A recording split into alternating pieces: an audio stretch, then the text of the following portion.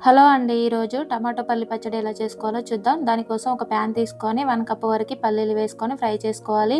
Fry చేసుకున్న పల్లీలను ఒక మిక్సీ జార్‌లోకి తీసుకోవాలి. ఇప్పుడు 2 టేబుల్ స్పూన్ ఆయిల్ వేసుకొని మీ కారానికి తగినంతగా పచ్చిమిర్చి, 1 ఆనియన్ ఇలా కట్ చేసుకొని వేసుకొని ఫ్రై చేసుకోవాలి.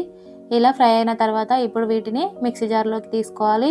ఇప్పుడు అదే ప్యాన్‌లో ఒక 2 టేబుల్ స్పూన్ ఆయిల్ వేసుకొని కట్ చేసి పెట్టుకున్న ఒక 4 టమాటాలని వేసుకోవాలి.